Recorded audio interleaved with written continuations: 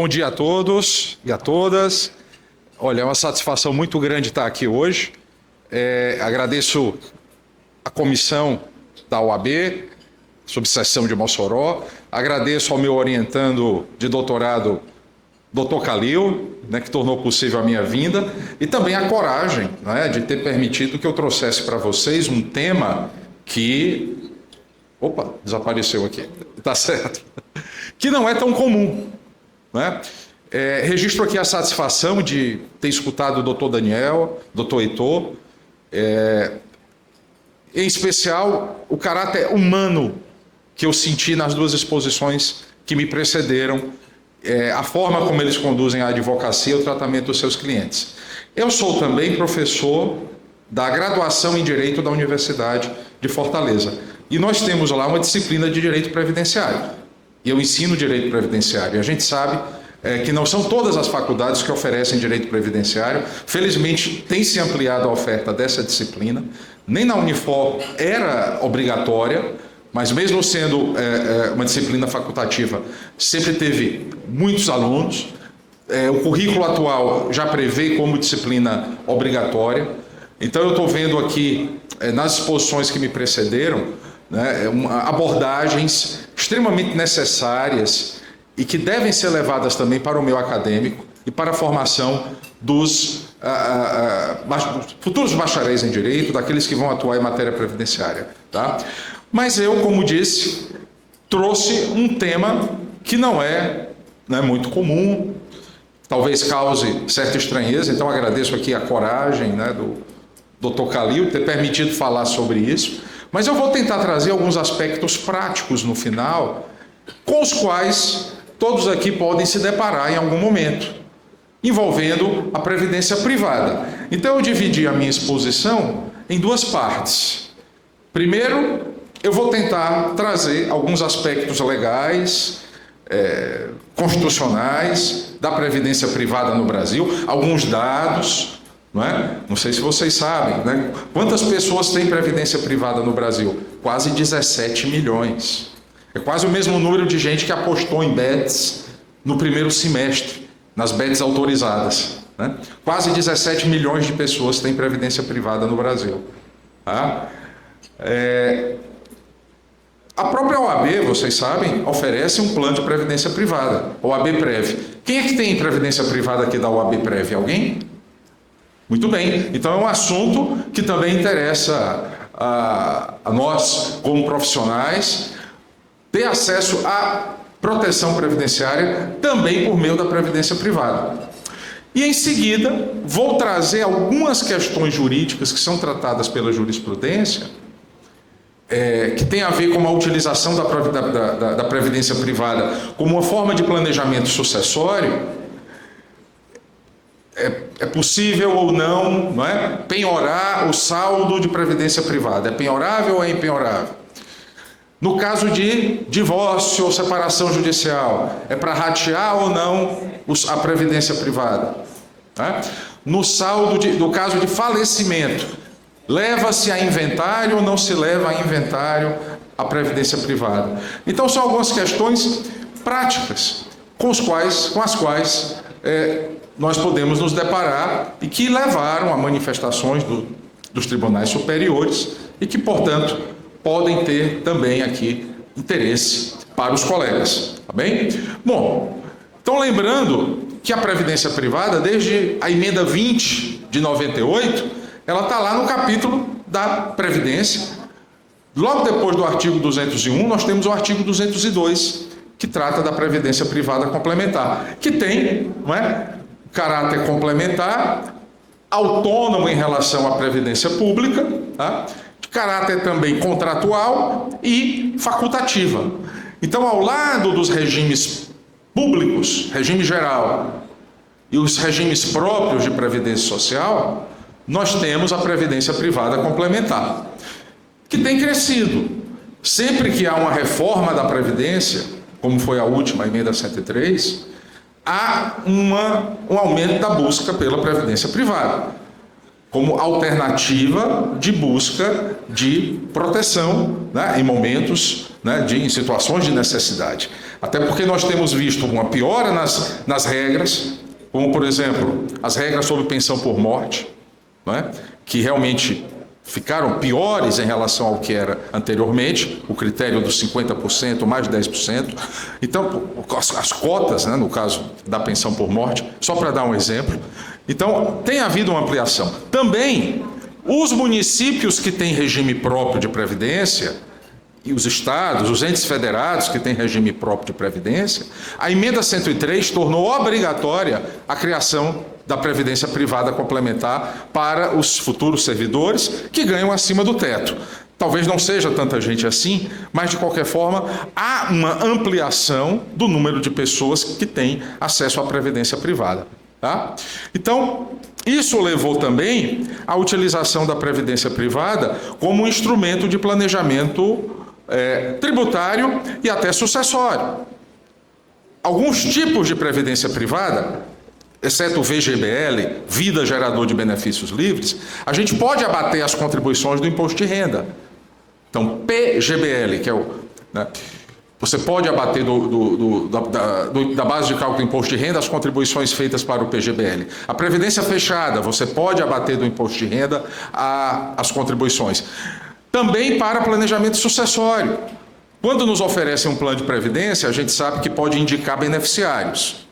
Na previdência fechada, normalmente esses beneficiários, no caso de falecimento, são pessoas que dependem economicamente, são os dependentes da gente, cônjuge, companheiro, filhos. Tá? Na previdência privada aberta, a gente vai ver depois, há uma liberdade maior de indicação. Tá? E normalmente se diz, olha, você vai poder indicar, na previdência aberta principalmente, quem você quiser como beneficiário. Tá? Mas obviamente que há limites para isso. Será que eu posso aportar num plano de previdência privada, se eu for casado, mais da metade dos bens, desrespeitar a legítima, né? Este é um ponto que realmente limita essa liberdade de você indicar. Um marido casado pode indicar um amante como beneficiária de um plano de previdência privada, prejudicando a legítima, né? Então, existem limites para esse poder, né, de indicar beneficiário. Então, isso levou a uma crescente atuação da jurisprudência, como nós vamos ver. Tá? Então, não vou ler tudo isso aqui. Essa divisão entre previdência privada aberta e fechada já existe desde a década de 70. A primeira lei que tratou sobre previdência privada no Brasil foi a Lei 6435. Então nós temos a previdência privada aberta, porque tem esse nome, porque ela é acessível a qualquer pessoa física. Tá? Também existem planos coletivos abertos. É possível uma associação, um sindicato. Tá? O Sindicato Trabalhador Rural pode oferecer um plano de previdência privada em favor dos seus associados. Isso é perfeitamente possível. Um plano coletivo aberto, em que só os associados vão contribuir. Tá? Já a previdência privada fechada, ela é mais restrita aos empregados de um grupo de empresas ou de uma empresa, aos servidores públicos. Eu lembro, na esfera federal, desde 2013, os novos servidores federais, em regra, quando entram no cargo federal desde 2013, eles vão estar sujeitos ao mesmo teto do INSS. E existe, para o servidor público federal, uma previdência complementar, que é a FUNPRESP, que pode servir para complementar os benefícios dos servidores federais. Estados da federação e municípios que têm regime próprio têm também criado, por determinação constitucional e legal, os seus regimes complementares de previdência. Tá? Também a OAB, como entidade classista, por exemplo, também o sindicato pode oferecer um plano fechado em favor dos seus associados. Tá?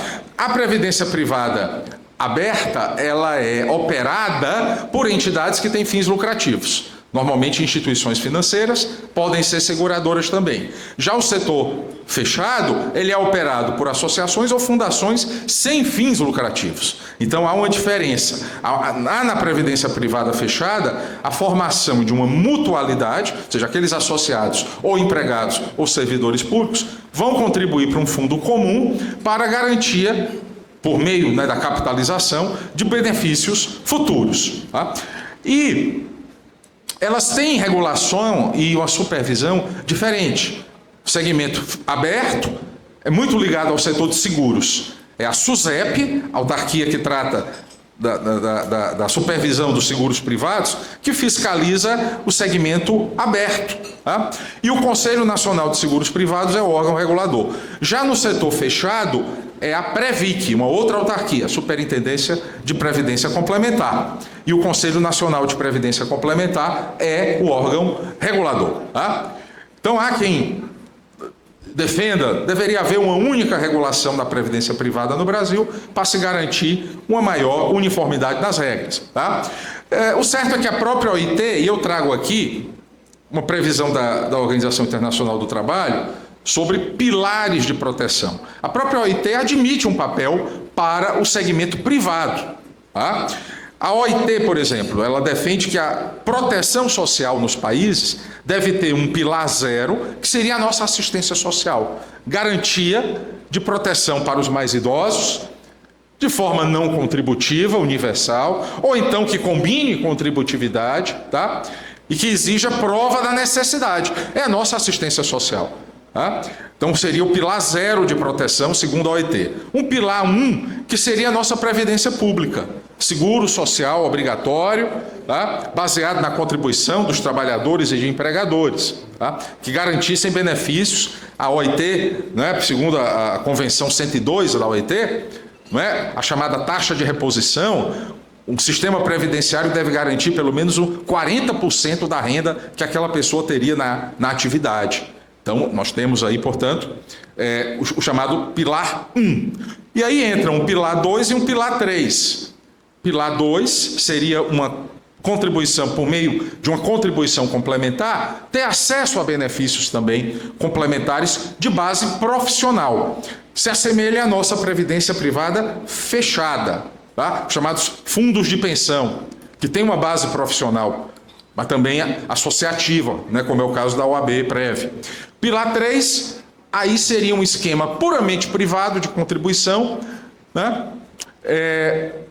por meio de entidades privadas sujeitas à supervisão, à fiscalização governamental. Aí seria a nossa previdência privada aberta. Coloquei aí um link para o relatório gerencial de previdência complementar, que traz dados bem interessantes do tamanho da nossa previdência privada hoje. Tá? Teve uma rentabilidade de junho de 2016 a junho de 2025 de 128% o patrimônio, né, na previdência aberta, e 171% na previdência fechada. Vejam que a previdência fechada, por não ter fins lucrativos e por ter alguns investimentos de mais longo prazo, a rentabilidade da fechada é maior do que do setor aberto. O setor aberto, a rentabilidade é menor porque também tem uma flexibilidade maior de resgates. Nós vamos já voltar para isso. Taxa de administração no setor aberto é maior do que no setor fechado. Mais uma vez, talvez o caráter lucrativo aqui explique por que é que se paga mais de taxa de administração no setor aberto do que no segmento fechado. Ali o número de pessoas cobertas pela previdência privada, o patrimônio total, 3,11 trilhões de reais. É 25% do PIB no Brasil. O tamanho do patrimônio das entidades de previdência privada, não é? E no setor fechado, onde entram os chamados fundos de pensão, não é? A maior entidade é a Previ, dos empregados do Banco do Brasil, tá? Já no segmento aberto, as maiores são a Brasilprev, do Banco do Brasil, Bradesco, Caixa Econômica, Itaú, né? Tem 10 entidades abertas de previdência que concentram maior esse segmento. Tá? Então, 10 concentram 97% desse patrimônio. O patrimônio da previdência aberta é maior do que a fechada. Então, teve um crescimento, olha, 56% desses 3,11 trilhão de reais. Tá? E a gente verifica também uma concentração muito grande da previdência aberta num produto chamado VGBL, que é um misto de seguro de vida e de plano de previdência por sobrevivência. Quando você atinge uma determinada idade, começa a receber o benefício daquela entidade aberta. Então, se tem oferecido muito ultimamente esse VGBL, que a gente não pode abater as contribuições do imposto de renda, tem uma diferença. É bom para quem faz a declaração de imposto de renda no modelo simplificado, o VGBL, tá? Você não vai poder abater as contribuições da base de cálculo do imposto de renda, então você vai ter mas em compensação, você vai pagar imposto de renda quando receber, só sobre os rendimentos que o plano teve, tá? Então tem uma tributação diferente. E o VGBL é onde tem mais resgates também. A gente vê que na Previdência Aberta é mais fácil fazer resgates e esses resgates se concentram nesse produto, tá? Então, essa concentração no VGBL, essa facilidade de resgates, leva a que se reflita: será que o VGBL é um produto adequado para a poupança previdenciária de longo prazo? Então, essa aqui é uma reflexão que a gente faz. E isso vai se manifestar na jurisprudência. Então, aqui a gente vai entrar agora no exame de alguns casos, tá? De algumas situações, que aí sim tem mais relevância prática, como o próprio judiciário, o STJ, compreende que esse VGBL, diante dessa flexibilidade que tem, tá? Como é que ele vai ser tratado no caso de divórcio, no caso de falecimento, se vai integrar ou não o inventário, tá? Se é penhorável ou não, tá bom? Então nós vamos ver algumas questões referentes a esses temas. Primeiro, a questão do inventário. Então, o artigo 1659, inciso 7 do Código Civil, exclui, né, do inventário pensões, meus-soldos, montepios e outras rendas semelhantes. E todo banco, gerente de banco, que vai tentar vender uma previdência privada, vai dizer: olha, está fora do inventário, tá? Você pode indicar os seus beneficiários aqui, tá? É uma das vantagens que se tem a previdência privada. Mas veja que a jurisprudência, para a jurisprudência do STJ, não é bem assim, tá? Então, tem na jurisprudência do STJ uma distinção bem clara. A previdência privada fechada, como a OAB-Prev, como os fundos de pensão de empregados do Banco do Brasil, Previ, Petrobras, Petros, BNB, CAPEF, a previdência privada fechada não entra no inventário. O STJ entende dessa forma, tá? Já a previdência privada aberta, apesar de, em regra, a gente poder dizer sim, que não vai entrar no inventário, mas houve casos que o STJ entendeu que deveria entrar no inventário. Então eu trouxe aqui esse primeiro caso, em que os pais e os filhos morreram no acidente de avião. Houve comoriência, aquilo que a gente estuda no direito civil, né, nos primeiros semestres da faculdade. Morreram os pais e os filhos no acidente de avião. Um dos pais tinha um plano de previdência, que tinha indicado uma pessoa como beneficiária. Um ascendente do outro cônjuge questionou por que aquele valor que tinha sido aportado no plano de previdência iria para aquela pessoa, né? Então o STJ entendeu: olha, apesar de o artigo 1659 dizer que não integra, né, que são excluídos da comunhão, que o artigo 794 do Código Civil, e não sei se vocês sabem, nós temos uma nova lei de seguros que entra em vigor agora em dezembro, a Lei 15.040. Também a Lei 15.040 prevê, artigo 116, tá, que não está sujeito à herança. Apesar disso, o STJ entendeu que deveria entrar sim na herança. Tá? Por quê? O STJ tem a seguinte compreensão da previdência privada aberta. A fechada não entra, mas a aberta entra. Por quê? Entende o STJ que se assemelha a uma aplicação financeira. Porque o STJ, e aliás, a previdência privada, ela tem realmente 3 fases bem nítidas. Tem uma fase de acumulação, que você vai contribuir. Tá? Tem a fase em que a entidade vai aplicar aqueles recursos que são contabilizados em reservas, provisões e fundos, vão ser aplicados. Tem regras do Conselho Monetário Nacional, onde é que se pode aplicar, basicamente, a maior parte, renda fixa, mas pode ser renda variável, enfim. E tem um momento que você começa a receber o benefício. Então o STJ entende o seguinte, olha, na fase de acumulação, de contribuição, a pessoa não está recebendo o benefício, a previdência privada é uma aplicação financeira, tá? Então deve ser levada a inventário. Porque houve aqui, no caso, um questionamento, né, de um dos ascendentes de uma das pessoas que faleceu. Tá?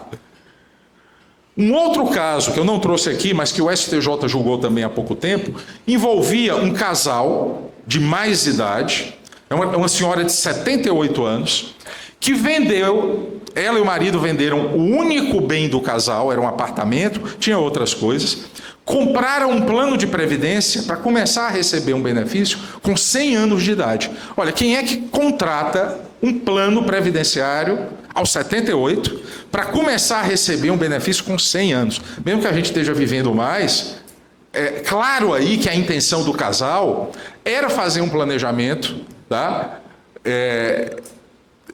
Designando determinados beneficiários, e mais, nesse caso o STJ até constatou que o valor do plano era mais do que a legítima, ou seja, o valor do apartamento era mais da metade dos bens do casal. Então eles não poderiam dispor, ela, né, no caso que contratou o plano, daquela forma, e mandou entrar no inventário, e mandou que fosse levada a colação no inventário. Então vejam que apesar, né, de se prever que não integra herança, pode haver situações em que se vai discutir aquele saldo de previdência privada, principalmente a previdência privada aberta. A fechada não entra, tá? Não entra. E justamente se entende que há essa questão dessa flexibilidade, dessa utilização da previdência como uma forma de aplicação financeira. Pode eventualmente haver questionamentos, se alguém se sentir prejudicado.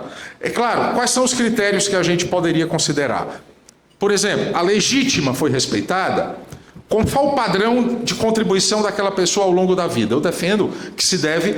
Olha, uma coisa eu contribuí um valor fixo durante meses, anos, para formar uma previdência privada. Tá? E aí, se eu respeitei esse padrão, é diferente se eu vendo o meu patrimônio de uma hora para outra, compro um plano de previdência privada. Inclusive, às vezes, com a finalidade de lesar credores, né? Para designar alguém como beneficiário. Vejam, portanto, que essa forma, essa conduta, esse padrão de conduta tem que ser verificado ao longo do tempo. Em 2024, o Supremo Tribunal Federal decidiu que não incide imposto de transmissão quando você, né, quando há um falecimento e há o pagamento para o beneficiário designado do saldo de previdência privada. Então, o Supremo entendeu que são inconstitucionais leis que preveem a incidência do imposto de transmissão no caso de falecimento, né, de plano de previdência privada. É uma vantagem tributária, não vai pagar ITCMD. Tá? Então, o Supremo decidiu isso em 2024. Mas, levar ou não para o inventário, apesar de, nós podemos dizer, em regra, não vai, mas vejam que pode haver questionamentos. E se pode questionar, principalmente, se não for respeitada a legítima, ou se há ali uma intenção de fraudar credores. Você vendeu o seu patrimônio para contratar um plano de previdência privada. São, portanto, algumas razões que justificam questionamento. Tá? Aqui eu trouxe divórcio, separação judicial e divórcio. Então, quem atua com direito de família, alguém está se separando, se divorciando, se um dos cônjuges, né, ou companheiros, tem plano de previdência privada, saibam que, se for aberta, a jurisprudência é no sentido de que deve ser partilhado. A pessoa tem saldo de previdência privada aberta, vai ser partilhado. Já o fechado, não. O STJ entende, previdência privada fechada, em caso de separação judicial ou divórcio, não se partilha. Por quê? Porque a previdência privada fechada é mais difícil o resgate, ela integra uma comunhão de bens ali, não é apenas do próprio participante, né? Então, a previdência privada fechada, ela não se partilha no caso de divórcio ou separação judicial, mas a aberta sim, tá? Então, vou passar um pouco para frente, tá? Então, eu entendo que se deva considerar, né, que a previdência privada tem também um intuito de proteção de renda da pessoa na velhice e em outras situações, mas que se deve levar em conta fatores como esses que eu mencionei. Qual é o padrão de contribuição da pessoa ao longo da vida? Se não houve uma tentativa de fraude aí, quer a legítima, quer acreedores, com a venda de patrimônio e a aquisição de um plano de previdência. É diferente se ao longo de toda a vida a pessoa vinha contribuindo regularmente com determinados valores, por exemplo. Então são fatores, a meu ver, que eu acho que tem que ser considerados, tá? No caso da penhorabilidade, tem uma decisão da ministra Fátima Nancy Andrighi, de 2011, essa aqui no final, que basicamente o STJ decidiu sem decidir. Entendeu que é impenhorável, a previdência privada em regra, tá? Mas cabe a cada juiz, nos casos concretos, verificar se a previdência privada está sendo usada para subsistência ou não.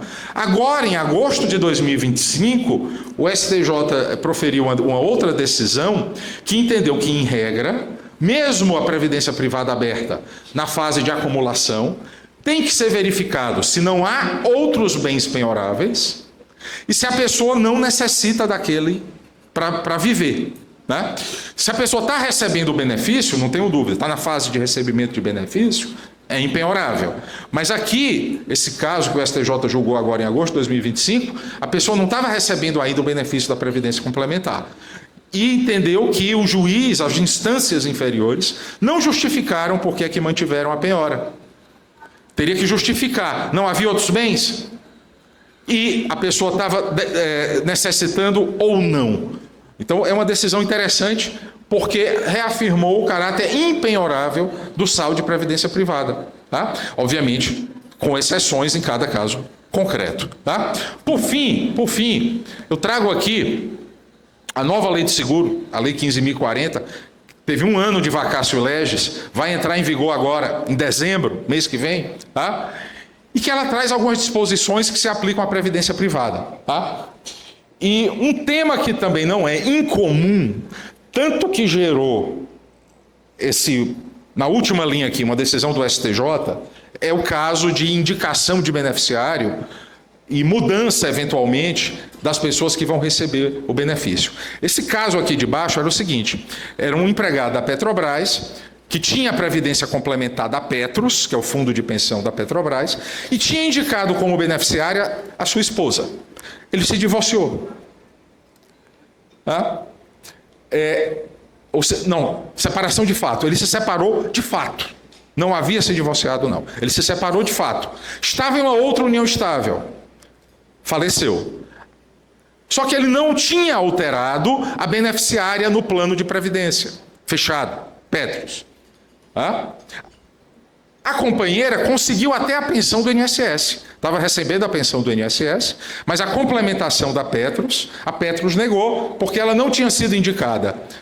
O STJ decidiu que ela deveria ser incluída e ser feito o rateio entre as duas. Tá? Então, às vezes, há uma mudança. Você contrata o plano de previdência, tinha indicado seus pais, você era solteiro, depois casa, esquece de alterar, de incluir ou de colocar a esposa. Então vejam que isso chegou até o STJ.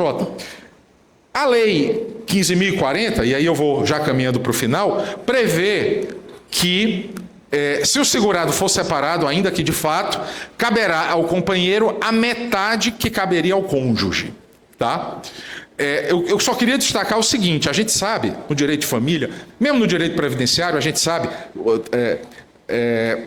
o ex-cônjuge só tem direito à pensão previdenciária se recebe alimentos. Né? A lei 15.040 não entrou nessa discussão, dá a entender que o cônjuge ou ex-cônjuge sempre entrará no rateio. Eu acho que isso pode gerar alguma conflituosidade. Tá? Porque a Lei 15.040 ela não distingue, simplesmente fala que haverá o rateio. Então, meus caros, desculpem eu os ter cansado com esse tema, que não é tão comum, mas eu espero que eu tenha podido trazer aqui alguns pontos que podem ser de interesse na prática profissional de vocês. E mais uma vez, parabéns à OAB Subseção de Mossoró por esse seminário, tá? Que realmente já é um sucesso, Calil, tenho certeza disso. E obrigado mais uma vez pelo convite.